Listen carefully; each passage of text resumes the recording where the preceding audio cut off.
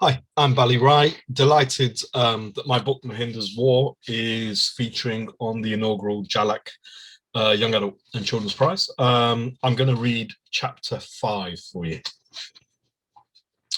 Over the next few days, Mo and I began to share stories. Mostly, it was I who asked questions, and Mo was generous in his responses. He seemed to enjoy spending time with me, and I wondered if he had any children. When I asked, he simply shrugged. I'm not married, he replied. You have a sweetheart then? I asked. In India? Mo grinned. In my culture, such things are frowned upon, he told me. There was a girl, but her father thought me an unsuitable match, and so I came to England unwed. You write to her? Yes, but in secret, he revealed. Her father would not approve, so we pretend that the letters are from a female friend. But that's silly, I replied. Surely her father can see you're brave and worthy. Mo shook his head. Not that man, he told me. He would rather she married a rich boy than some pilot thousands of miles from home. He had removed his buggery, and his long hair was tied atop his head in a bun. This was unheard of for Frenchmen, and I found it amusing and then intriguing. Have you never really cut your hair? Never, he replied. Sikhs are forbidden from cutting their hair or shaving. I trim my beard, but that's all. Why is that? He talked to someone called Nanak Dev Ji and told how he was a rich man who gave up his possessions to roam India to help those in need. The religion began with him, Mo told me. He was our first guru. What is a guru? The best translation is teacher, said Mo. Guru Nanak taught the people that we're all one humanity, one people. I think I like this man, I replied with a smile. That is what I believe too. You and your parents are Christians, Mo asked. Mama is. Papa and I are not so sure. You do not believe in God? I shrugged. Since the Germans came, I'm not so sure what I believe in. Only freedom and winning back my country. You are too young to be part of this, he replied. I nodded. Perhaps, I said, but what choice do we have? I told him about Grace and her family and what the Nazis had done to them. When I was finished, Mo shook his head in sorrow. What could possess men so, he asked, to kill women and children and innocents? Now, do you see, I asked, why I'm not so sure about God and such things?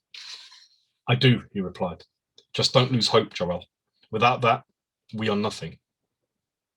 On his 5th day with us, after he left the cellar where he now slept, washed and eaten a breakfast of bread and cheese, I took Mo outside. I was careful, making sure that no one was around to spot us, but Mo was uncertain. If someone sees us, you'll get into trouble, he told me. Mama and Papa had gone to run errands and find more food. I knew that they would disapprove, but Mo had been locked in our cellar. He needed fresh air. I've checked twice, I told him. There's no one within sight. Our house sat on the edge of town, some distance from the next dwelling. Behind us were poor Mr. Deschamps's fields, the stream, and the woodland. The only way to access our house was the single track lane. If anyone approached, we'd see them coming. But there's too much risk. Look at you, I said. Your cheeks are sunken, your eyes are red. You need to get some air. Besides, I have a secret place to show you. Your clearing? I nodded. I had forgotten that I'd found Mo in my clearing.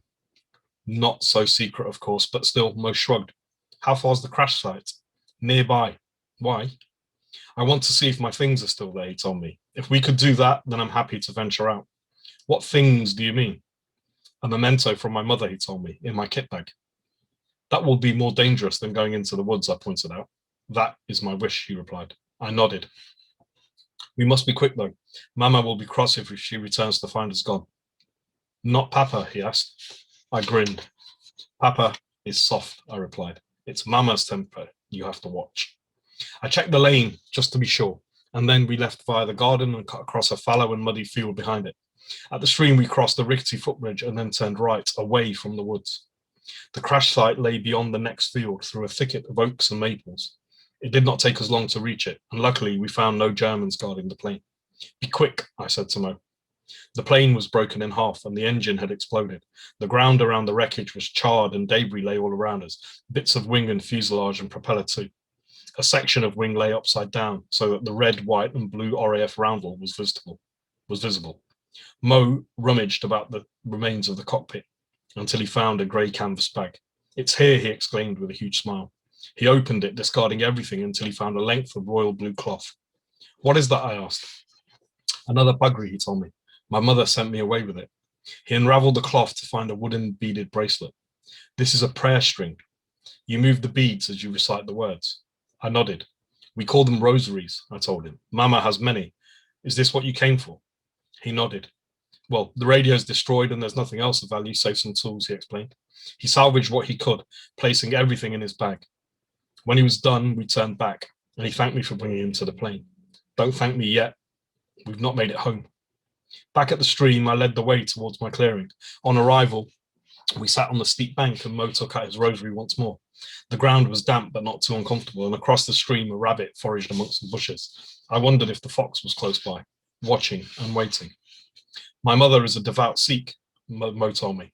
I am not so religious, but this rosary carries her blessing. It's my only reminder of her, so it's precious. I asked how the rosary was used, and he began to recite a prayer in his Punjabi language. I did not understand a word and was about to ask when I heard their voices. Shh, I whispered. Germans. That's chapter 5 of Mahinder's War. As I said, it's a real pleasure to be part of the Jalap Prize this year, the long list. Some amazing books on there. So I hope you enjoyed the reading, and I hope if you read the book, you enjoy the story in its entirety. I'm Bali Rai, signing off. Cheers.